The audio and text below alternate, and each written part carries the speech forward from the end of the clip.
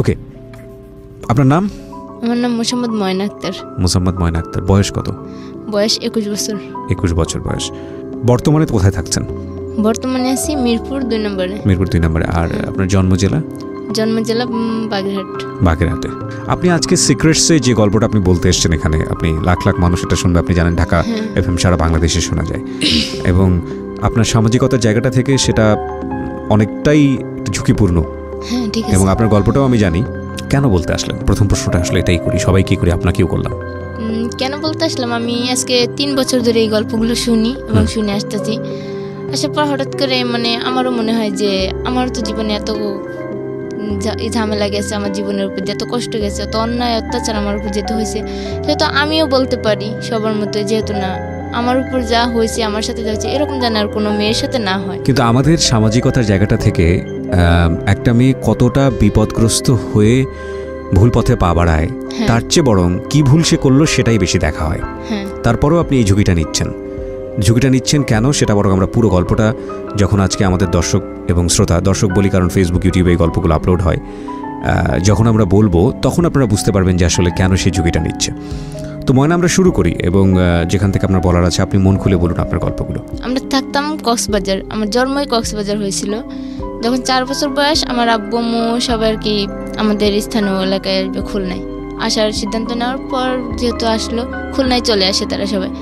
আসার পর আমার একটা ভাই হওয়ার পরে সেই ভাইকে নিয়ে আমরা বেশ ভালোই থাকি, সুখে থাকি। হঠাৎ করে আমাকে স্কুলে ভর্তি করা হয়। আমি স্কুলে লেখাপড়া করি। ক্লাস 3-তে যখন উঠি, ক্লাস 3-তে ওঠার পর আমার আম্মুর বোন, মেজো বোন, আমার খালামণি আর কি, খালামণির একটা মেয়ে থাকে, কলেজে লেখাপড়া করতো, সে হঠাৎ করে বিষ খেয়ে মারা যায়। আচ্ছা, আপনার বাবা কি করতেন? আমার বাবা একজন মাছের ব্যবসা করে। মাছের ব্যবসা করতেন, আচ্ছা ঠিক আছে, বলেন। তারপর আমার যেহেতু খালার মেয়ে মারা যায়, তখন আর কি তারা মেয়ের শোকে আর কি সব অসুস্থ হয়ে পড়ে, যে একটাই মেয়ে ছিল, একটা ছিল। আপনার খালা তো বোন? হ্যাঁ, একটাই মেয়ে ছিল, মারা যায়, যেহেতু অসুস্থ হয়ে পড়ে আমার খালা। জি। তারপর থেকে মানে ওনার আর কি, মানে আমার আম্মুর তো বলে যে তোর তো 3টে মেয়ে, তোর একটা মেয়ে আমাদের কাছে এখন দিয়ে দে, ওকে আমরা বড় করি, লেখাপড়া করাই, তারপর যদি কখনো মনে করিস যে তোর মেয়ে তোর কাছে ফিরে যাবে। তারপর আমার আম্মু অনেক কান্নাকাটি করে যে না, আমার 3টে মেয়ে, 3টেই তো সমানই মেয়ে, একটা থাকলেও যে কষ্ট আর 2টা থাকলেও সেই কষ্ট, আর একটা হারালেও যে বেদনা, 2টা হারালেও সেই বেদনা, তাহলে আমি কি করে দেবো? পরে আমার আম্মুটা অনেক বোঝায়, আমার ছোটো খালা বড় খালা বোঝানোর পর আমার আম্মু আমাকে দিতে রাজি হয় যে না, তাহলে তোর মেঝেমাটাকেই দিয়ে দিই। পরে আমাকে নিয়ে যায় আমার খালা, ওইখানে রাখে, ওইখানে নিয়ে স্কুলে ভর্তি করে, বেশ ভালোই দিনকাল যায়, লেখাপড়া করি। ক্লাস 5-এ উঠি। তখন ক্লাস 5-এ ওঠার পর আমি অসুস্থ হয়ে পড়ি অনেক।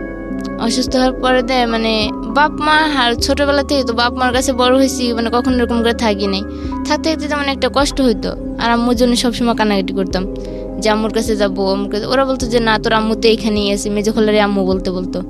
তারপর থাকতে থাকতে অসুস্থ হয়ে পড়ার পর হঠাৎ করে একদিন আমার আব্বু আমাকে নিতে যায় আমার খালার কাছে। তারপর আমার খালা দিয়ে দেয় আমাকে, দিয়ে দেয়। ওখান থেকে বাড়ি চলে আসি। বাড়ি আসার পর সবার কাছে বায়না করি যে আমি আর ওইখানে যাবো না, ওইখানে থাকবো না। আর আমি আমার খালাতো ভাইকে একটু ভয় পেতাম বেশি, কারণ সে ছিল অনেক রাগী, যেটি কিছু বললেই মানে মারধর শুরু করতো, বকাবকি দিত। পরে আমি আব্বুর সবটা বলার পর, যদি ভুল না করে থাকি তো আপনি আসলে আপনার খালাতো বোন মারা যাওয়ার পরে ওনার বাসায় থাকতেন যাতে করে মেয়েকে ওইভাবে সে অনুভব না করে, আপনাকে নিজের মেয়ের মতো মনে করতে পারে। নিজের মেয়ের মতো মনে করতো আমার খালা, কিন্তু আমার খালাতো ভাই কখনো আমাকে মনে করতো না, বোনের মতো মনে করতো না, সবসময় মানে অন্যর চোখে দেখতো যে খালাতো বোনই। জি। তারপর থাকার পর সেখান থেকে বাড়িতে আসার পর তো আব্বু আবার স্কুলে ভর্তি করে দেয়। 5-এ ভর্তি করে দিলে লেখাপড়া করি, সুন্দর মতো চলি।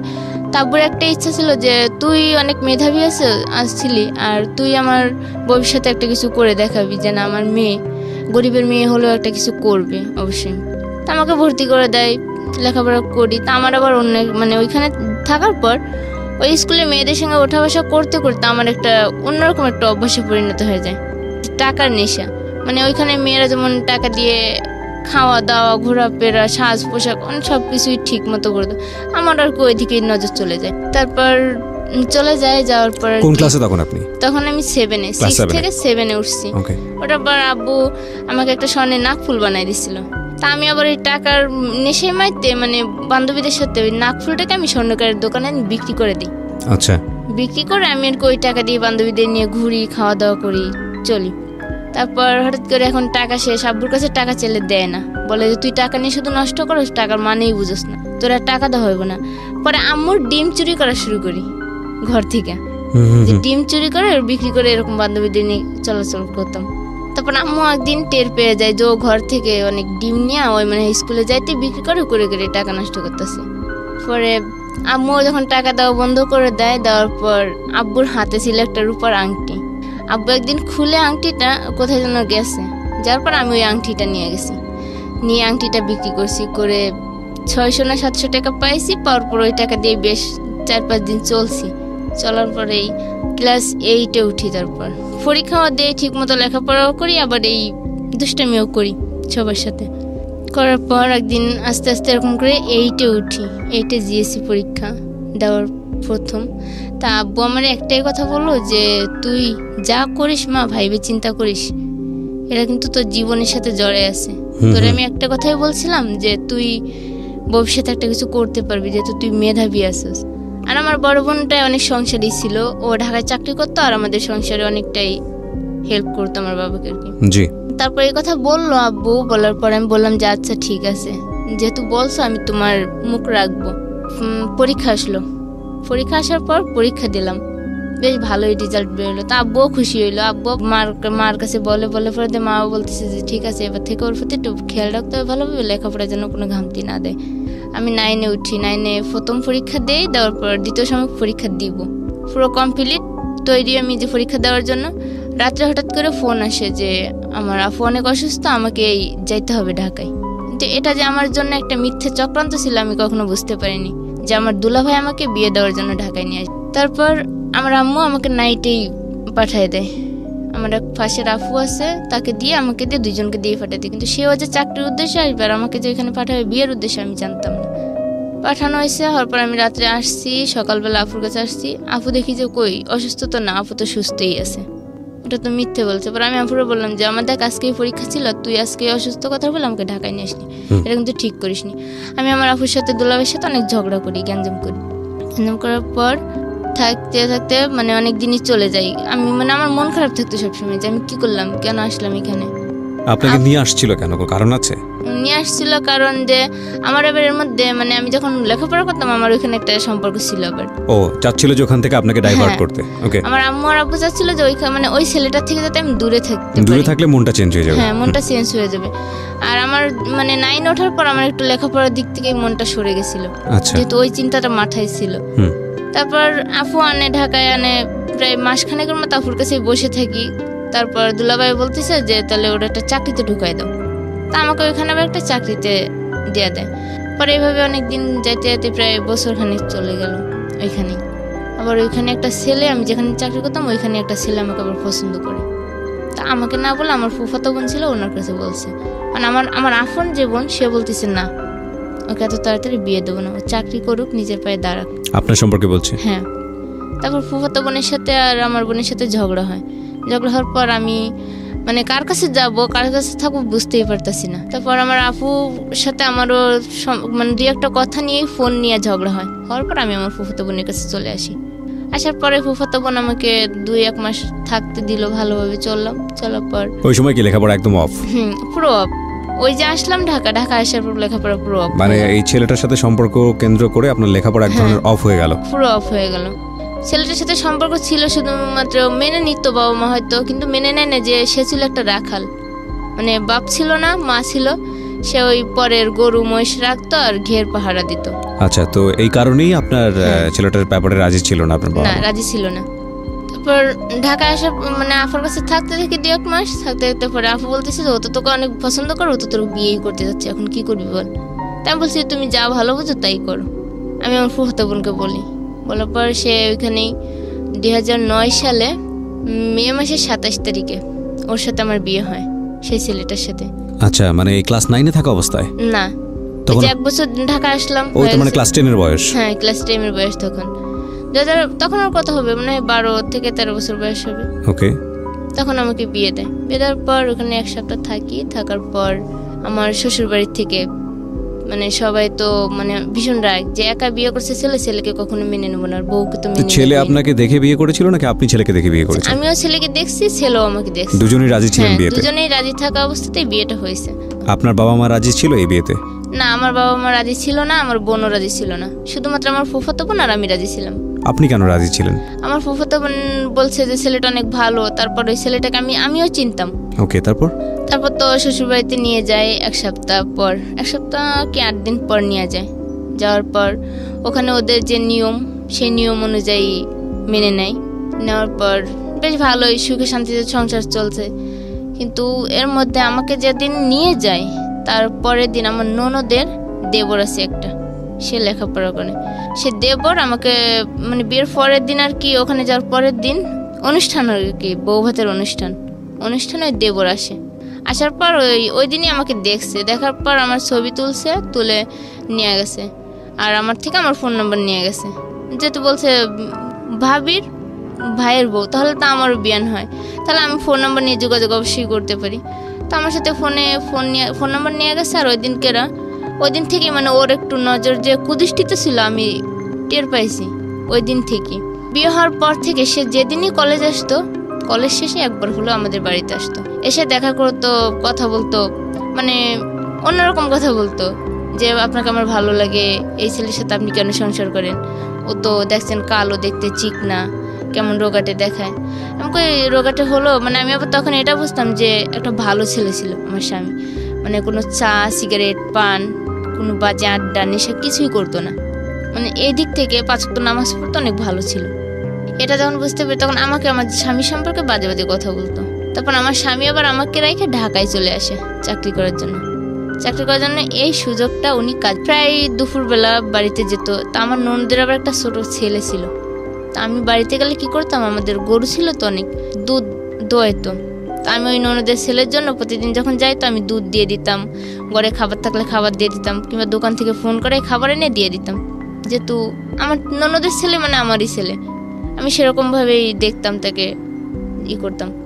আর আমার ভাসুর আমাকে অনেক বিশ্বাস করতো আর অনেক ভালোবাসতো, নিজের বোনের মতো।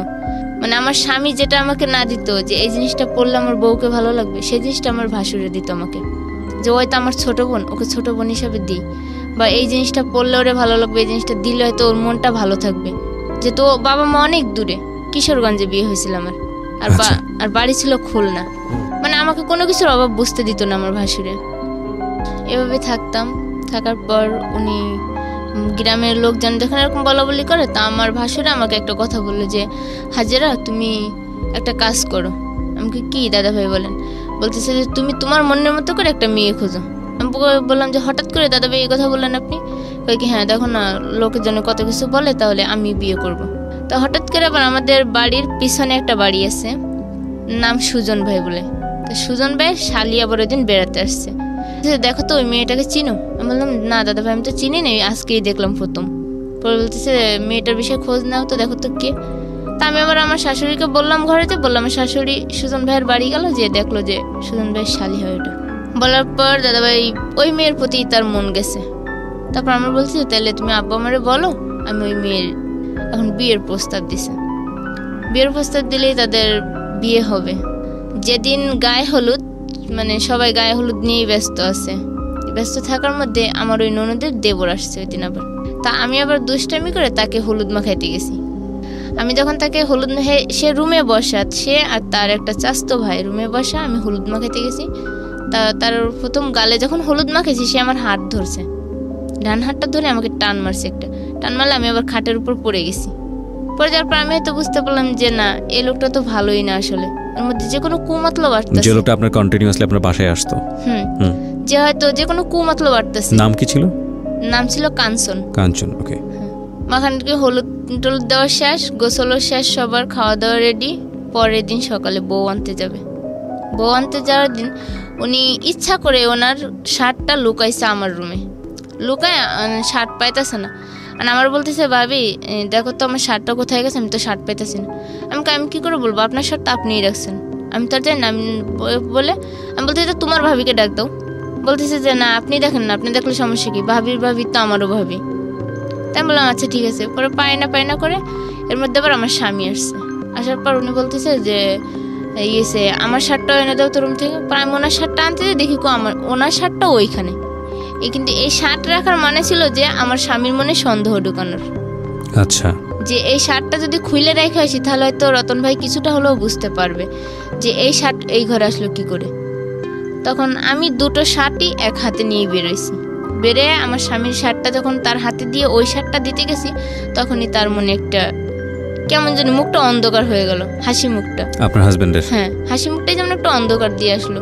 তখন আমি বুঝতে পারলাম যে কি হচ্ছে, আমি তো বুঝতেছি না কেন ওই লোকটা হঠাৎ করে হাসি মুখটা অন্ধকারে নিয়ে গেল। নিয়ে যাওয়ার পর ওনাকে শার্ট দিলাম, দিলে ওনারা সবাই চলে গেল বউ আনতে।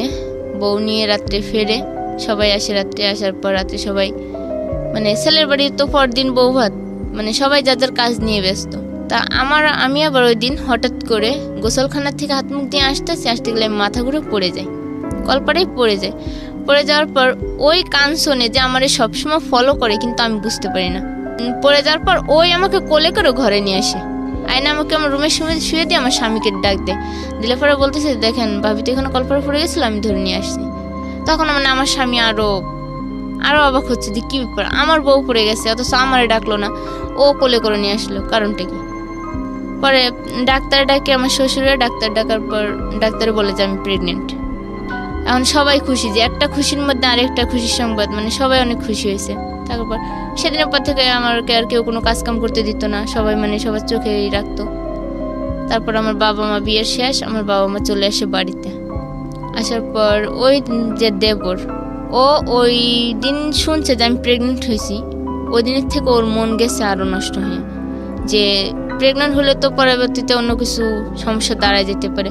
ও কি করে, আমার যা যখন বাপের বাড়ি যায় তখন আমাদের বাড়িতে ঘন ঘন আসে, আমাকে হাত ধরে টানে, আমাকে জড়িয়ে ধরে, মানে নেগেটিভ সাইডের থেকে মানে অন্যরকম নিয়ে যেতেছে যে কি করতেছে। আমি বারবার মনে করি দেখেন আপনি যে বুঝতেছেন সবকিছু দেখতেছেন, আমি অন্য একজনের স্ত্রী, আর এখানে আপনার ভাবি আছে, আপনার সংসারে আমার ননদ আছে, আর আপনার ননদের ভাইয়ের ঘরে আমি আছি।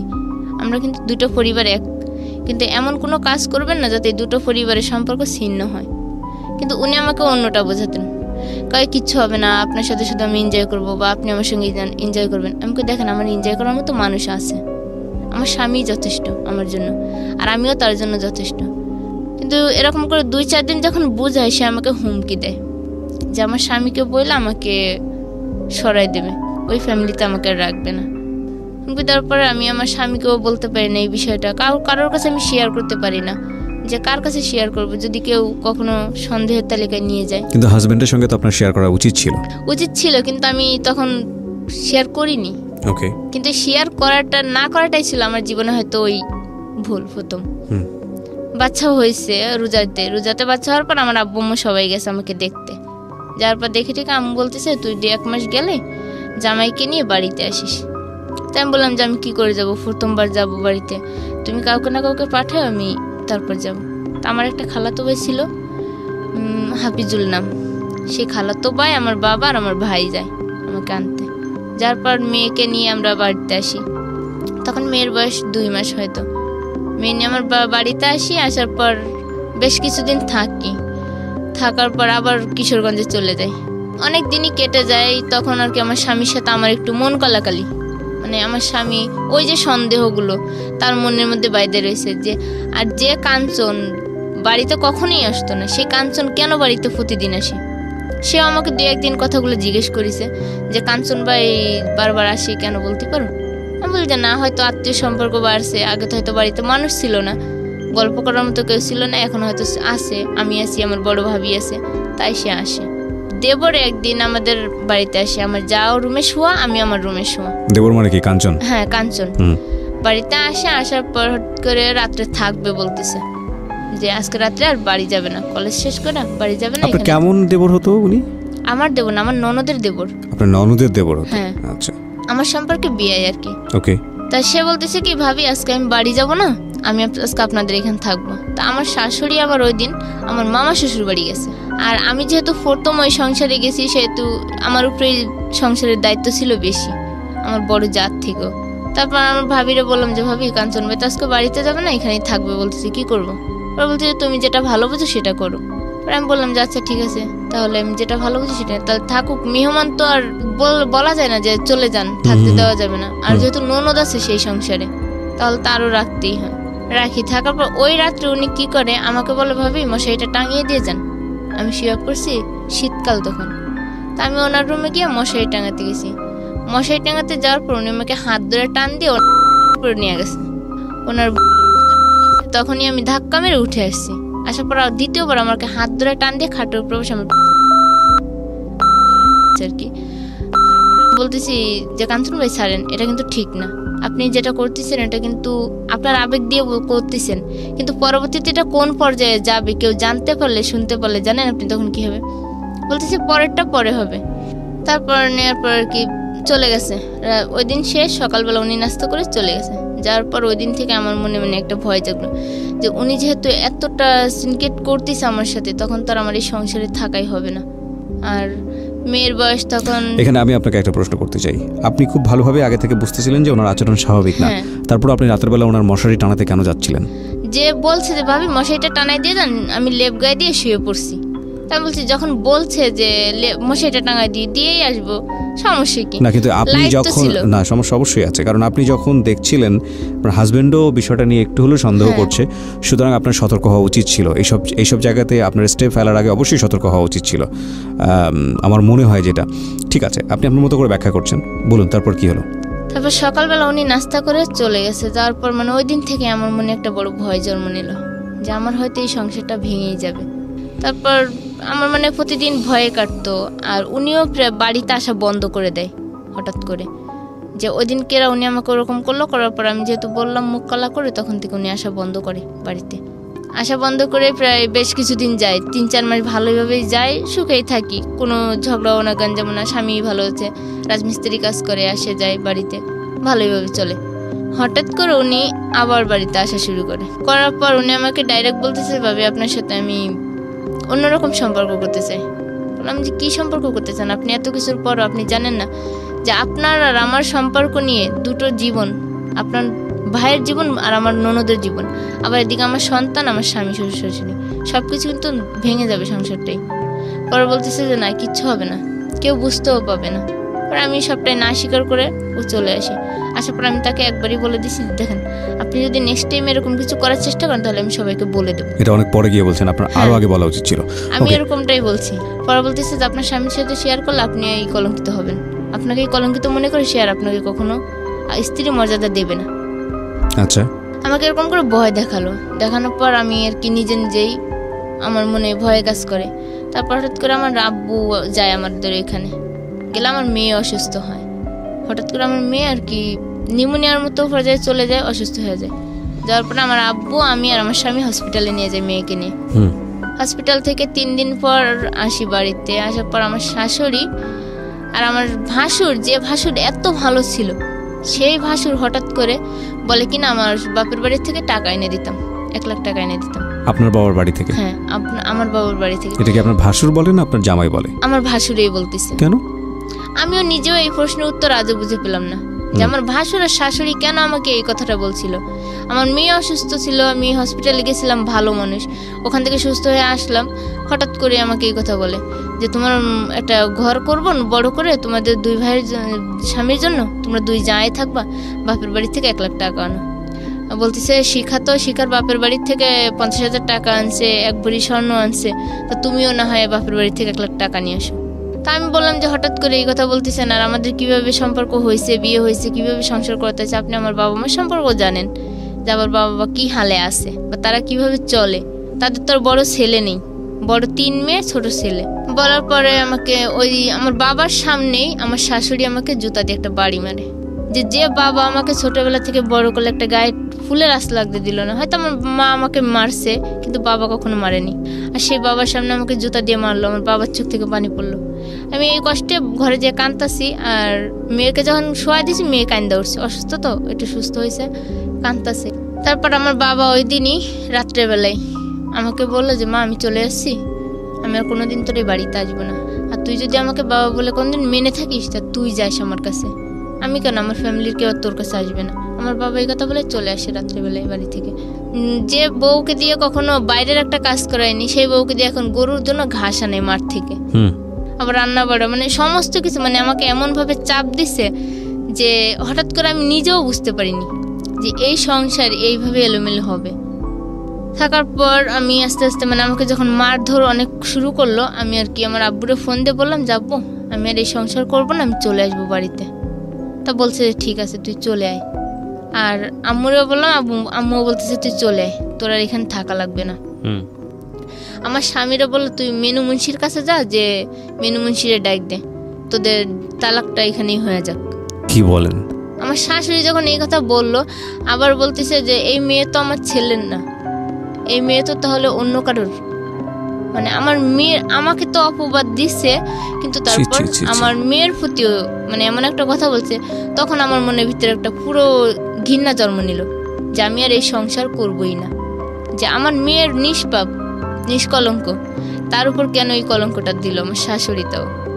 তারপর আমি ওইখান থেকে সে রাগে অভিমানে, তালাক আর হয়নি, সে মেনুমুন্সি ডাকতে গেছে, যে আর পায়নি, তারপর চলে আসে।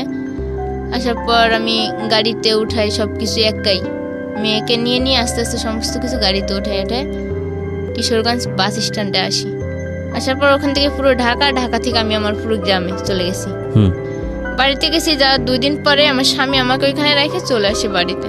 আসার পর থাকি বাড়িতে, থাকার পর 3 মাস থাকি মেয়েকে রেখে। মেয়ের বয়স তখন 18 মাস। মেয়েকে কোথায় রেখেছিলেন? মেয়ে তখন আমার মার বাড়িতেই ছিল। আর আপনি? আমি আমার মার বাড়িতেই 3 মাস থাকি। ওকে। থাকার পর আম্মুরে বলতেছি হঠাৎ করে যে আমি আর বাড়িতে থেকে কি করব, মেয়ে তো এখন ভাত খাওয়া শিখছে, খাবার দাবার খাওয়া শিখছে, তোমরা ওকে মানুষ করো, আমি ঢাকা গিয়ে না হয় চাকরি করে আমি তোমাদের সংসারেও কিছু দেই, 2টা মানুষ বোঝা হয়ে যখন আসি। তা আমার আবার পাশের একটা ফুফু আছে বাড়ির পাশেই, সে ফুফু বলতেছে যে তাহলে চল আমিও ঢাকায় যাবো, তাহলে 2জনেই একসাথে যাই, ফুফু বাস্তি একসঙ্গেই যাই, যে না হয় একসাথে থেকে চাকরি করব, বাড়ি কিছু টাকা পয়সা পাঠাবি। তা আমিও রাজি হইলাম। একদিন ভোরবেলা আমি আমার মেয়েকে ঘুমে রাখা, আম্মু আব্বু সবাই জানে, আমি চলে আসছি ঢাকায়। ওকে। কিন্তু ওই যে ঢাকায় ওই ফুফুর যে আমাকে কত সালের দিকে এটা? কত সালের দিকে? এটা 4 বছর আগে। ওকে। তারপর চলে আসি। আপনার হাজবেন্ডও জানতো না এটা? না, সে জানে না যে আমি ঢাকায় আসবো, কিন্তু সে আমার সাথে কোনো যোগাযোগই রাখে নাই। ওই প্রথম কি ঢাকায় আসে নাকি এর আগে এসেছিলেন? এর আগে ওই যে বিয়ের আগে ছিলাম ঢাকা। ওকে। তারপর কিন্তু আমার স্বামীও জানে না যে আমি এই মুহূর্তে ঢাকা আসবো বাচ্চা রেখে। ঢাকা আসি, আসার পর আমার ফুফু আর আমি আসি, ওই যে ফুফু বাড়ির পাশের ফুফু আসলো। আসার পর আমাকে বলতেছে যে চল আমার একটা পরিচিত বাসা আছে, আমরা ওইখানেই থাকি গিয়ে ঢাকায় নামার পরে। তা আমি বলতেছি আচ্ছা তুমি যেখানে থাকবো সেখানে তো আমাকেও রাখবে, যেহেতু আসছি 2জনে একসঙ্গেই যাবো একসঙ্গে। তাই বলে একটা বাসায় নিয়ে গেল। সেই বাসায় না হলো 20 থেকে 25টা ছেলে 3টা রুমে থাকে, আর একটা রুমে একটা মহিলা মা আর ছেলে থাকে। ওকে। মানে মেস খাওয়ায় আর কি, যেটা ঢাকায় বলে যে মেস খাওয়ায় আর কি। এখানে মেস খাওয়ায়। আমি বলতেছি ফুফু এখানে তো অনেক ছেলে, এখানে থাকবো কি করে 2টা মেয়ে, তোমারও বয়স বেশি না, আমারও বয়স তো বেশি না, তা আমরা এখানে থাকবো। পরে দেখা যাচ্ছে এটা লোকে কথা উঠাইবো। তা আমার বলে কি তুই এত জ্ঞান দিস না, যা করার সেটা কর বলে ভিতরে গেছে। রাত্রে থাকছি, সকালবেলা আমাকে বলে কিনা যায় ফিলেট বাটিগুলো ধুইতে, যে তুই আফার ঘরে যাবি, যাই ফিলেট বাটিগুলো ধুয়ে নিয়ে আসবি। তাই আমি বলতেছি আবার কোন ধরনের কথা, আমি কেন তার ফিলেট বাটি ধুইতে যাবো? আমি আসছি চাকরি করার জন্য, আমি তো আর কারোর ঘরে ফিলেট বাটি ধোয়ার জন্য আসিনি ঢাকায়। তাও আমি ওই সারাদিনটা ওইখানে যেমনি বলছে যে ফিলেট বাটি ধো, খাবার নিয়ে আয়, পানি নিয়ে আয়, আমি আনছি। কই যে তোমার চাকরি করতে হইব, একদিন তোর করলে সমস্যা নেই, একদিন না হয় কাজ করলাম, তাতে কি হয়েছে? কাজ করি, পরের দিন আমাকে দিয়ে এরকম মানে ফিলেট বাটি ধোয়াইবো, কাজ করাইবো, সমস্ত কাজই মানে এখন আমার দিয়ে করানোর চেষ্টা করতেছে। তাই আমি বললাম যে আমি আর এখানে থাকবো না, আমাকে চাকরি দিলে দাও, না দিলে আমি চলে এসেছি বাড়ি। তা আমারও বলতেছে কি যে এত জোর গলায় কেন কথা বলতেছিস, ঢাকা শহর আইসিস 2-1 দিন থাকলে পরেই তো চাকরি পাবি, মানুষকে আইসেই চাকরি পায়। আমাকে চাকরি তো চেষ্টাও করা লাগবে, খোঁজা তো লাগবে, যে কোনো গার্মেন্টস বলো, ফ্যাক্টরি বলো, সেখানে তো যাওয়া লাগবে, নাকি বাসায় বসলে কেউ চাকরি দিয়ে দিবে। পরে আমার অনেক কথা শোনাইলো, বকা দেওয়ার পর আমি আর কিছু বললাম না। তা আমি সন্ধ্যাবেলায় পানি আনতে বলছে, মানে পানি আনতে গেছি। পানি আনতে গেলে ওই ম্যাচ থাকে যে পোলা, সেখানে একটা পোলা আর কি আমার হাত ধরছে, বলতেছে দেখি তোমার জগটা, বলে আমার হাতটা ধরছে। ধরার পর আমি বুঝতে পারি যে তাহলে তো এই তো আরেক ঝামেলা, এ তো আরেক কাঞ্চন। হ্যাঁ, এ তো আরেক কাঞ্চনই পরিণত হচ্ছে। বলার পর আমি আর ফুফুরে বললাম যে ফুফু দেখ, এই ছেলেটা না আমার হাত ধরছে। পরে কি ধরলে না, হাতই ধরছে, তাতে সমস্যা কি? ফুফু যখন আমার এই কথা বলছে তখন আমি বললাম যে যেখানেই যাই সেখানে কি জীবনের প্রতি এমনটাই হয় মানুষের সাথে? আরে মানুষের শরীরের প্রতি কি মানুষের চোখটাই পড়ে আগে? কেউ কি কারোর মন বোঝে না যে কে কোন কষ্টের কারণে কোথায় আসে? তা ফুফু বলার পর আমি রাতটা থাকি। পরদিন সকালে আমি আমার বাড়িতে ফোন করে আমি আমার বাপ মারে সবটা জানাই যে ফুফু আমার চাকরি দেওয়ার কথা বলে আনছে, কিন্তু চাকরি দিচ্ছে না, এরকম করাচ্ছে আমার দিয়ে। পরে আমার আম্মু বলতেছে তাহলে একটা কাজ কর, তোর যে ফুফাতো বোন তো তোর বিয়ে দিছিল, তা তুই সেই ফুফাতো বোনের কাছেই যা। আমি গেছিলাম নারায়ণগঞ্জ ভুলাইলে, আর এখন আমার বলতেছে পোস্ত খুলে আসতে আমার আব্বু, যে তোর ফুফাতো বোন আছে যখন তার কাছে যা, সে হয়তো চাকরি দিতে পারবে, এখানে সে থাকে এরকমটা না কইরা। পর আমার নাম্বার দিল, ঠিকানা দিল, আমি সেই ঠিকানা মতো আমার ফুফাতো বোনের কাছে আসি। ফুফাতো বোনের কাছে রাতটা থাকি, দিনটা থাকি। পরদিন দেখি যে আমার ফুফাতো বোনও ওই অবস্থার মানুষ, তার রুমেও ছেলেরাও আসা যাওয়া করে।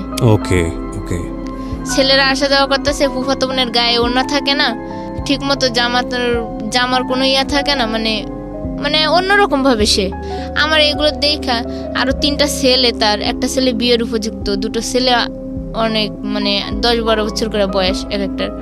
তারপর তার স্বামী আছে, স্বামী থাকা সত্ত্বেও সে অন্য পরপুরুষের সাথে বাজে আড্ডা, বাজে কথাবার্তা বলতেছে। আমি রাত থাকি, দিন থেকে এরকম করে ফিরে 1 সপ্তাহ চলে যায়। আমাকে একটা চাকরিও ধরায় দেয়। আবার চাকরি করি আমি দিনের বেলা, বিকাল বেলা আমি নাইট শিফটে কাজ করি। তা আমি দিনের বেলা আমি ঘুমাই রয়েছি। আফার রুমে একটা পুরুষ লোক আসলো, দেখলাম। আসার পর আমি একটু আওয়াজ পাইছি যে একটা পুরুষ আসছে, কেউ নাই রুমে, আমি একা শুয়া আর আমার একটা ভাইগনা বসা।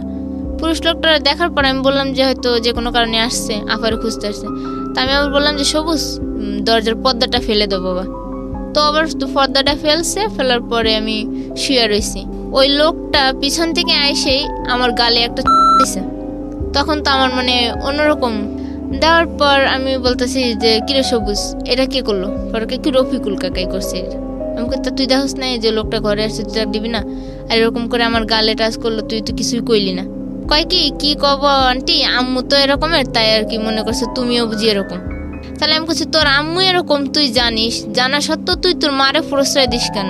তো ও বলতেছে যে কি করব, মায়ের কাছে থাকতে গেলে তো মায়ের সব কথাই শোনা লাগে, চলা লাগে, যেহেতু মায়ের উপরে খাইতাছি চলতাছি। পরে আমি আর কিছু বললাম না। ওইখানে বাড়িওয়ালা যে, সে বাড়িওয়ালারে বললাম আঙ্কেল দেখেন আমার বোন তো এরকমের, এই সিস্টেমে থাকে, সে চলে, তাহলে আমি ওনার কাছে থাকবো না, আমি আপনার কাছে থাকবো। 1 সপ্তাহ থেকে চাকরি করে যে কয় টাকা হয় পেয়ে আমি বাড়ি চলে যাবো। ওকে, তুমি বলতেছে আচ্ছা ঠিক আছে। তো আমার আপার সাথে আবার বাড়িওয়ালা ঝগড়া করে এই বিষয়টা নিয়ে, যে নিজের মামা তো বোন রে আইনে কেন এরকম ব্যবহারটা করাইতেছো, আর কেন তার সাথে এরকম ব্যবহার করতেছো।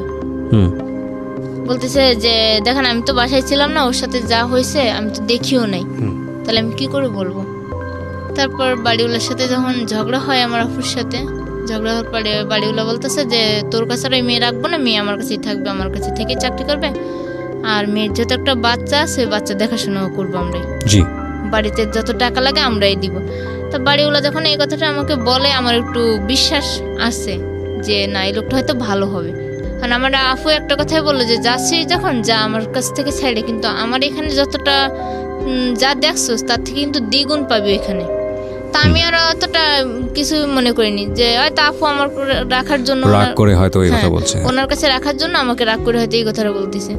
তারপর আমি বললাম যে আচ্ছা ঠিক আছে, তোমার কয় টাকা আসছে কয়দিন আমাকে বলো, আমি দিয়া দিচ্ছি। তা আপু বলতেছে আমার 1000 টাকা হয়েছে এই 6-7 দিনে। তাই আমি বললাম যে ঠিক আছে আমি তোমার 1000 টাকা এখনই দিয়ে দিচ্ছি। তাই বলে আমি ব্যাগ থেকে 1000 টাকা বের করে আমার আপুরে দিয়ে দিছি। দিয়ে আমি ওই বাড়িওয়ালার বাসায় উঠলাম। এটা বাড়িওয়ালার বাসায় থাকি, আমি দেখি বাড়িওয়ালার বউ মেসে ছেলেদেরকে খাওয়ায়। অনেক ছেলেরা আসে যায়, খায়, ভাত নেয়। আর ওই বাড়িওয়ালার একটা ছেলে ছিল জাহিদ নাম করে। তো জাহিদ আবার আমার আপু করে ডাকতো, অনেক ভালো ছিল ছেলেটা। তা আমার একটা কথা বলছে যে আপু তুমি যে এখানে আসছো তোমাকে কিন্তু আব্বু চাকরিতে পাঠাইবে না, আব্বু কিন্তু আমাদের ঘরের কাজ করাবে, তুমি কিন্তু সাবধান থাকো। তাই আমি বললাম যে তুমি তোমার আব্বুর বিষয়ে এরকম কিছু বলতে পারতেছো কি করে, তোমার আব্বু তো অনেক ভালোই আছে, কথাবার্তায় যা দেখলাম অনেক ভালো। কয় কি তুমি আমার আব্বুরে চিনো না, আব্বু কিন্তু গাঁজা খায়। আর আব্বু গাঁজা খাওয়ার এই মাথায় ঠিক না থাকলে তখন কখন যে কি করে বসে তার কিন্তু ঠিক নেই। ওকে। আমার আম্মুর উপর কিন্তু অনেক অত্যাচার করে, আবার আম্মুদের দিয়ে টাকা ইনকাম করায়, এই যে ম্যাচ খাওয়ায়, আর এই টাকা নিয়ে আব্বু গাঁজা খায়। তা আমি বললাম যে আমার জীবনটা কি এতই মানে অচল হয়ে যাচ্ছে আর দিন দিন, আর একটা থেকে আরেকটা, আরেকটা থেকে আরেকটা, আর একটা ঝামেলা শেষ না করতে আরেকটা ঝামেলা আমার উপরে এসে পড়তেছে। যে আমি কি এমন পাপ করছিলাম জীবনে যে আমার জীবনে এত বাধা আসতেছে আর এত বাধা পার হতে হচ্ছে আমারে। ওরা বলতেছে যাচ্ছে যাই করে থাকো। ওই ছেলেটা চলে গেছে ওর রুমে যে লেখাপড়া করতেছে।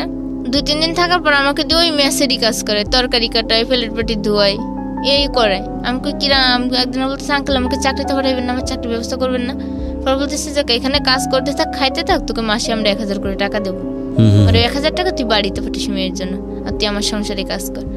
তাই আমি বললাম যে না, আমি তো আপনার সংসারে কাজ করার জন্য আসিনি, আমি একটা চাকরি করব। আমি তেমন তো না যে অশিক্ষিত, আমি যতটুকু লেখাপড়া করেছি তাতে আমি একটা গার্মেন্টস হলেও খুঁজে নিতে পারবো। পরে এই কথা বলার পর বলতে যে মুখে মুখে কথা বলিস কেন, তো বোনের মুখের উপর কথা বলছে দেখে আমি নিয়ে আসছি যে না বোন হয়তো খারাপ, আমি তো দেখতেছি তুই ভালো না। আমার বলতেছে আমাকে দেখেন আমি ভালো আছি, কিন্তু ঢাকা শহরের মানুষগুলি আসলে ভালো না। মানে ওরা চায় ওদের মতো করে আমাকে চালাইতে, কিন্তু আমি তো ওদের মতো করে চলতে পারি না, তাই আর কি আমি সবার কাছে খারাপ হয়ে যাচ্ছি। তো বলতেছে যে আচ্ছা ঠিক আছে তুই যেটা ভালো মনে কর কর। পরে রাতটা থাকলাম, 2-1 দিন গেছে, যাওয়ার পরে একটা